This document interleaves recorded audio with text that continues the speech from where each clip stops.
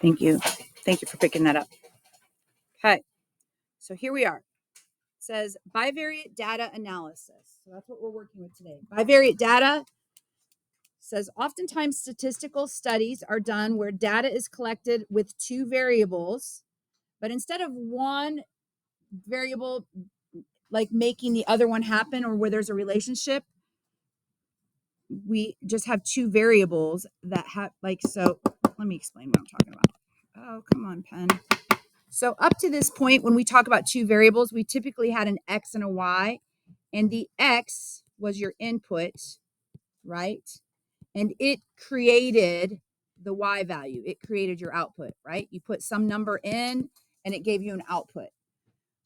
Well, today we're going to work with bivariate data, still two variables, but the difference is the two variables, they just have a relationship between each other, and it's called bivariate data. So two variables, right? We're working with two variables, but one of them doesn't make the other one, like the input doesn't determine the output, right? It's not like one creates the other. They just have a relationship.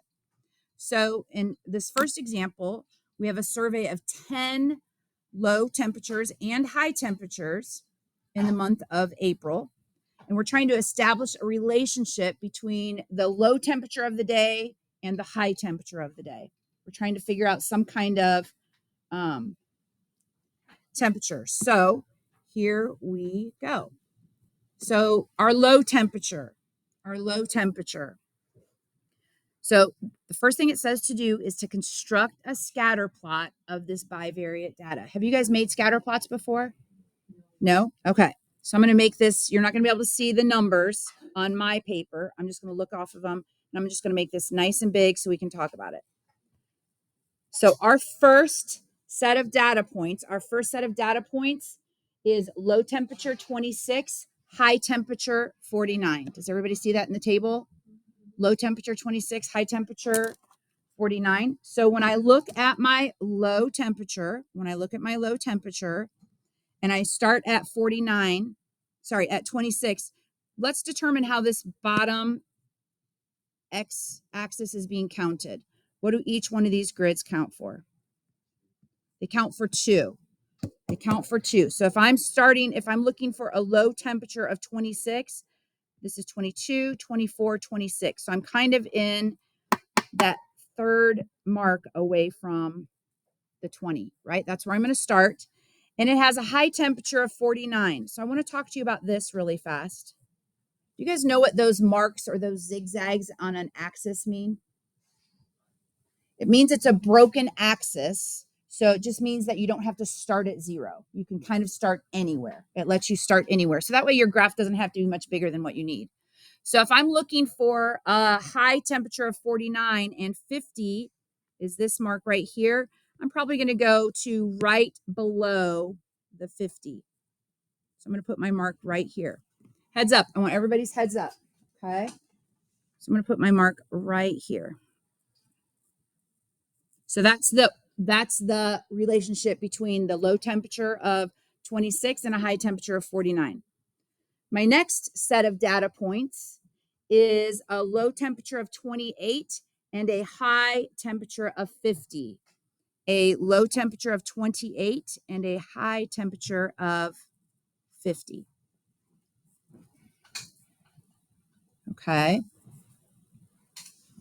And then my next data point is a low temperature of 30. So I'm going to go all the way over to the 30, and I have a high temperature of 57.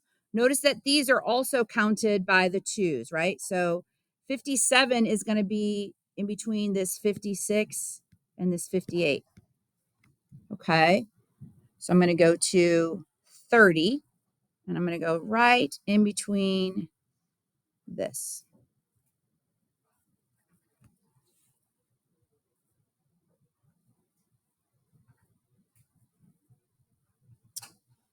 Okay. Let's look at the next one. What's the next set of data points? What's the next set of data points? Look at your table. You guys all have the same information I do. It's 32 on the low, 54 on the high. Yeah. So 32 on the low, that's the x-axis. So I'm going to go one mark past my 30. And where's the 54 going to be? How many grid lines above the 50 mark? 2. So 32 up to 54. That's right here. 32 up to 54. Okay. Next one. Guys, heads up. Nobody's like laying their heads on their desk. That's ridiculous. Next one, 3460. So this is where my 34 is. It's 2 grid lines past the 30. 34 all the way up to 60. Right in the middle of that intersection of grid lines. 35. Well, 35 is going to be right in between 34 and 36. So I'm going to be right in the middle here. And I'm going up to 58. So keep it in the middle.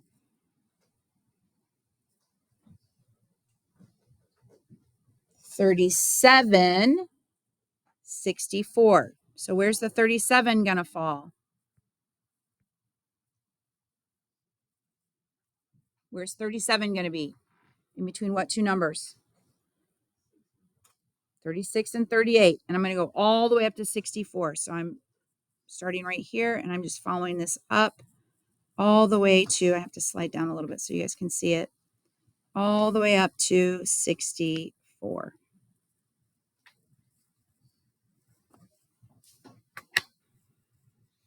Okay.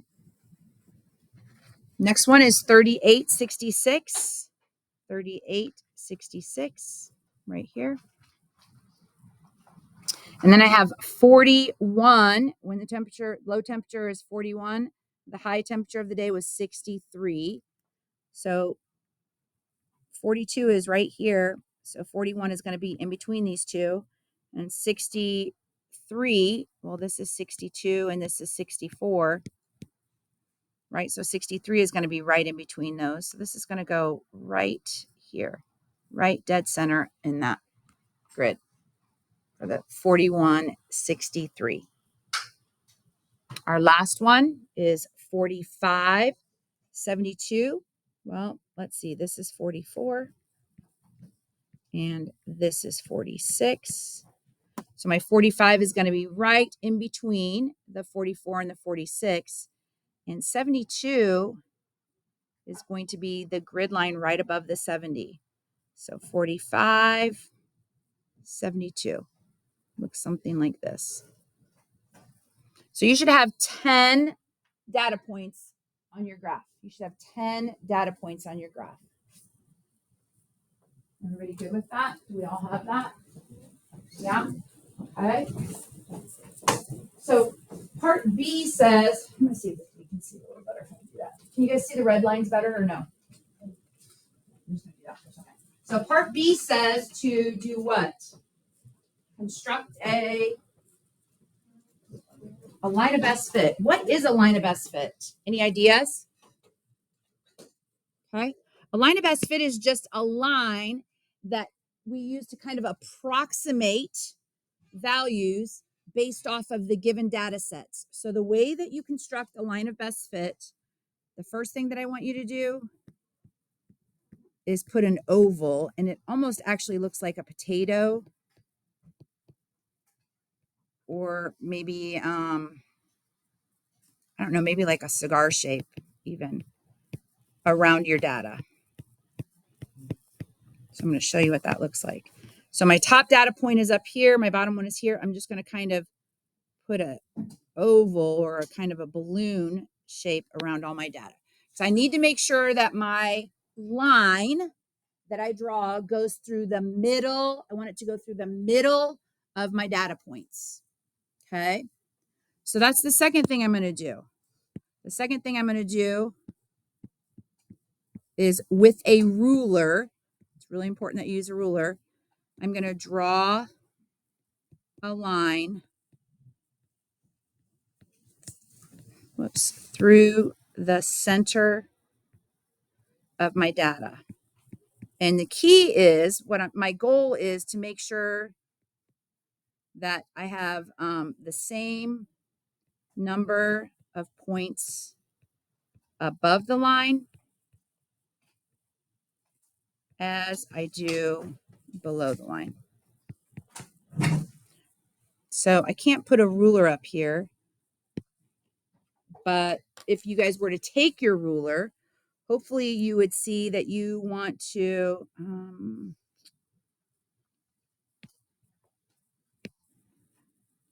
I insert a line?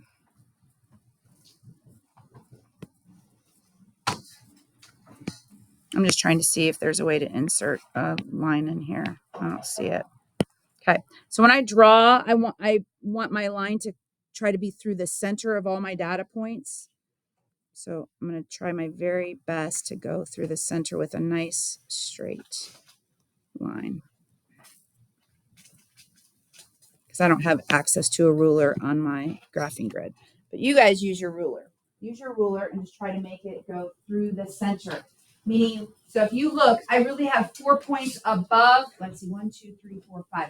I have 5 points that are above the line and 4 points that are below the line, and 1 point that I actually went through. You guys see that? So you want yours to kind of look like that. You want to get your line that you draw with that nice straight line that you draw with your ruler. You want it to be in between the data points, meaning it's like right in the middle, same number above as below, or real close to that. Okay. So we've drawn our line. The second part says calculate the slope of the line. So sometimes when you calculate the slope of your line of best fit, sometimes you're using points that aren't actually from the data set. They're just from your line. So I'm going to look and find 2 points where my line goes right through a grid. And I see that I go right through a grid line down here. And that's the point, let's see, 22, 24, 26, 48. That's my first point that I have on my graph. 26, 48. And my second point looks like it goes through exactly right here.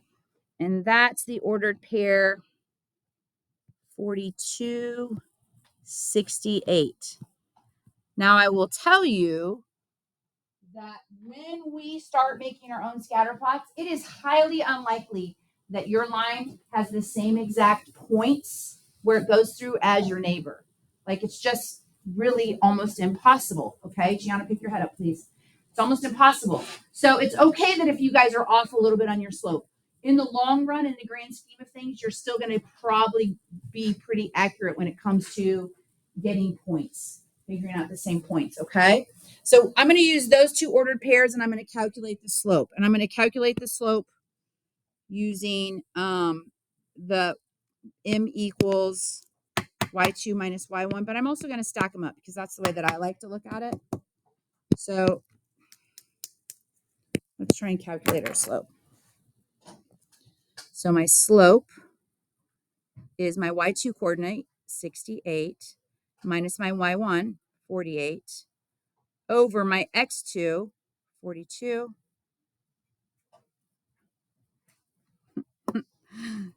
Oh, goodness, nothing's working. 42 minus 26. Okay. So 68 minus 48, well, that's 20. And God bless you. And 42 minus 26 is 16. And I can divide both of these by 4. This gives me a slope of 5/4, which is up the same thing as the decimal 1.2. I'm also going to just write these ordered pairs as a table because we got used to seeing them like this. So 26, 48, and 42, 68, right? What did I do to 48 to make it equal 68? I added 20.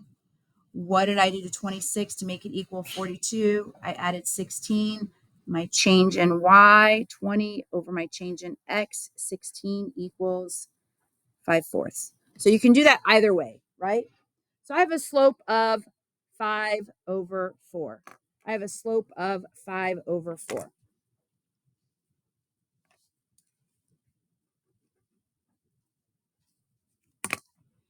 Okay. So it says, question D, use your line of best fit to estimate. So now we're using the line. We're using that line that we drew through our data points.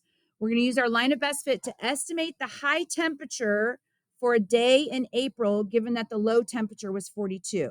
So when I follow my line up, so I'm going to use kind of like a highlighter color so you can see. When I take my line and I start at 42, and I just follow it all the way up to where I hit the line. So I just follow it up to where I hit the line. Well, my 42 hits the line at the point 68. So if it's 42 degrees, my high, if my low is 42, my high is 68. Does anyone have something different? Does anyone have something different on their line? Does their line go, like when you follow up to 42, does it hit a different point? Or is your line also exactly at 68? Trace your line all the way up from 42. And where do you hit it? You also hit it 68. Oh, you hit it 66. Do you see that? So your high is 66. When you go up from 42, where do you hit? You hit it 70. Okay, so your high is 70. You guys see what I'm asking you to do? I'm asking you to show that, it says show it on your graph, right? Show on your graph. So follow your graph up from 42 and find that point where it hits. Where do you hit your line? So yours hits at like 67. Are you guys understanding what I'm asking you to do? You want to start at 42 and slide it up. Go up. So from the 42, pick up your pencil, right? It says illustrate on your graph. Where does this hit your line? What is this point right here? This is where your line hits.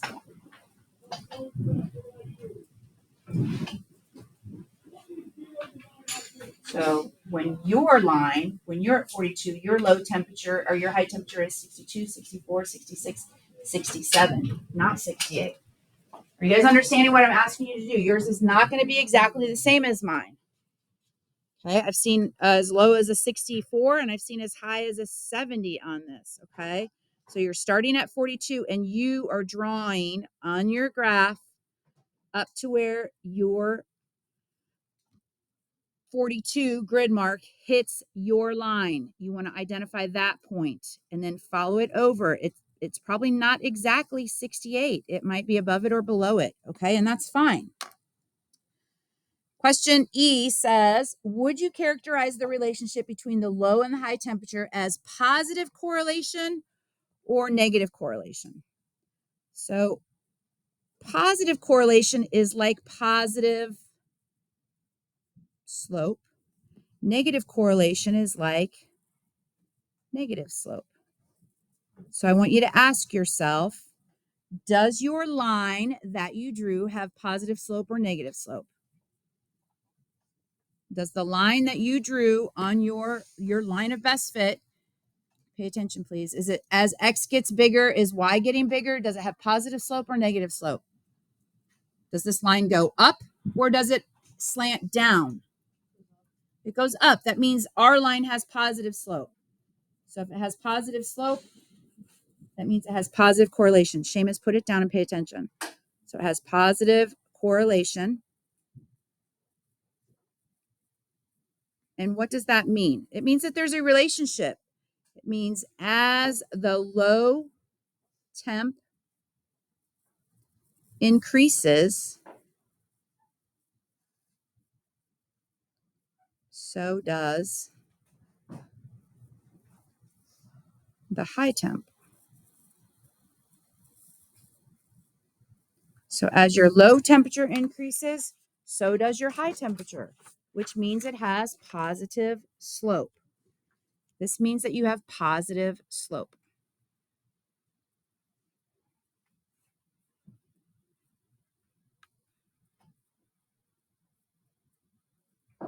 Everybody good with that?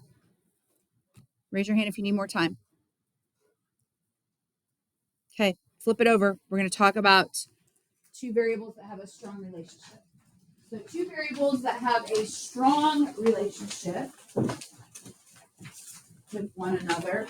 Two variables that have a strong relationship with one another, and a scatter plot, whether it's a positive relationship or a negative relationship, may, not necessarily, but they may have what's called a causal relationship.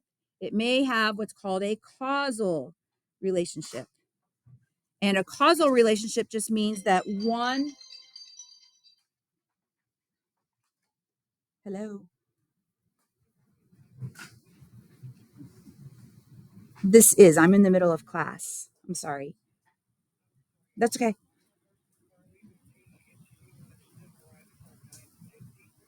Can I give you my husband's phone number? Because she's at home with him. 765-313-2647. Thank you so much, hon. Bye-bye. Sorry about that. Carly's at the dentist. Okay. So, okay.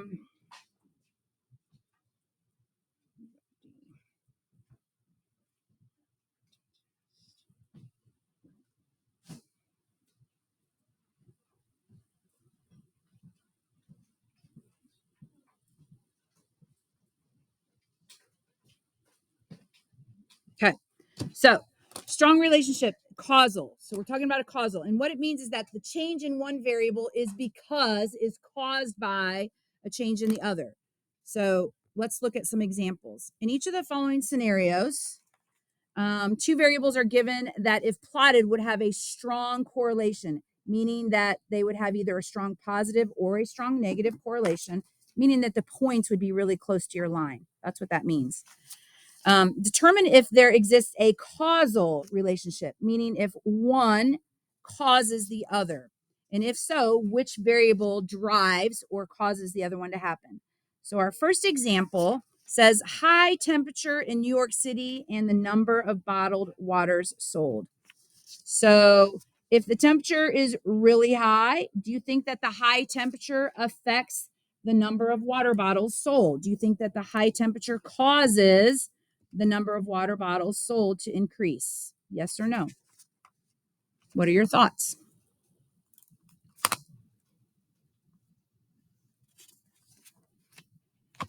Guys, it's not a real hard question. It's not tricky.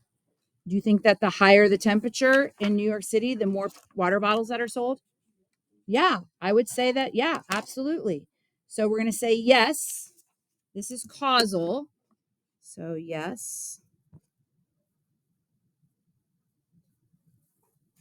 this is causal. What variable drives it? Well, it's the temperature. The high temp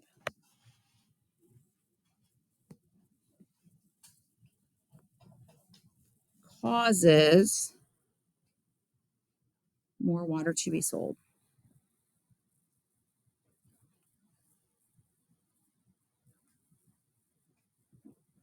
The high temp causes more water to be sold. This next one is kind of funny because when we first start like creating scatter plots, and I'm sure that you guys have done this activity in elementary school or middle school, we take your height and we compare it to your shoe size and we make a big old graph, right? So does a person's height and their shoe size, does one cause the other to happen? Yes or no? Yeah. So if I go purchase a size 15 shoe, does that mean I'm going to grow 12 inches? Yes or no? No. If I purchase a size 4 shoe, does that mean I'm going to shrink? So does the size of your shoe cause your height to increase or decrease? No. There's probably a correlation between the two of them, right? But one doesn't cause the other. One doesn't cause the other. So no, this is not causal because I'm just going to write if I buy a size 15 shoe, I won't grow 12 inches. So this one is not causal, okay? One does not cause the other. Again, there's a relationship between the two, but one does not cause the other. Let's look at the next one. The next one says a person's weight loss and the number of hours they spend at the gym. What do you think about that? A person's weight loss and the number of hours they spend at a gym. Yeah, I would agree. This is causal. I would say that the hours spent at the gym causes the weight loss. So yes, this is causal.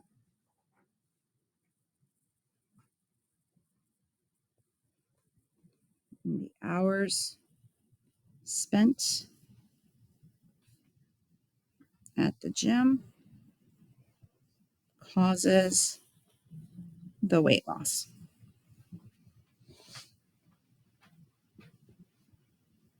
Okay. What about this next one? Years of education a person achieves and the salary that the person starts at upon entering the workforce. Years of education and the salary that you have. Yeah, absolutely. This is also causal. Yes. Causal.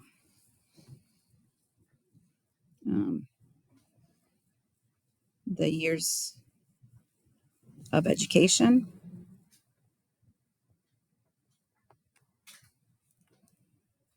cause a higher beginning salary.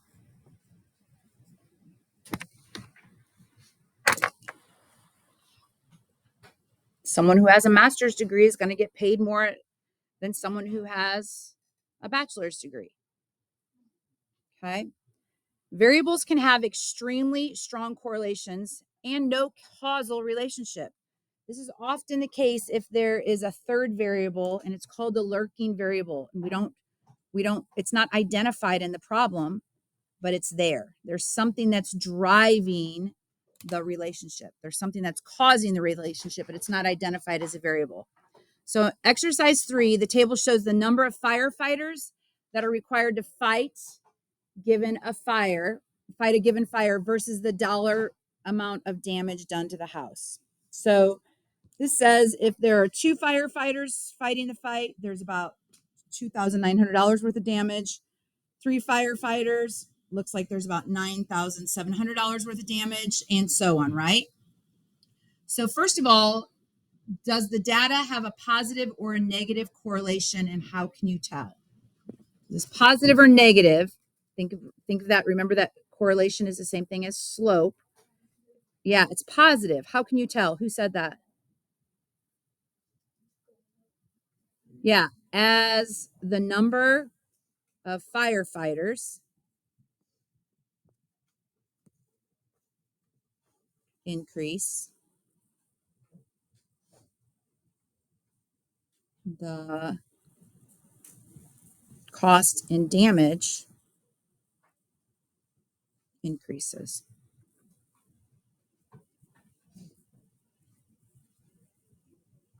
Okay.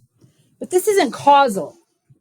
If I have 5 firefighters arrive on the scene, it doesn't mean that I'm going to triple the amount of damage, right? If we have a little fire in the back lot and all of Moorhead shows up, and maybe it's just the concession stand that's on fire, right? But if 20 firefighters come, are we going to have $200,000 worth of damage? No. So one doesn't cause the other. There is a hidden variable, a lurking variable somewhere in that problem that we haven't talked about. What causes damage from a fire or causes the number of firefighters to increase? Yeah. So the lurking variable is the size or intensity. Whoops, I gotta slide over because it's not gonna let me write there. of the fire. It's the size or intensity of the fire. That's what drives the number of firefighters that show up, and maybe even the type. Like if it were a chemical fire compared to just a house fire, right? Those are the things that drive. So the size, intensity, and maybe even type. I might even add type. Okay. That's what drives the cost and the number of firefighters. Okay.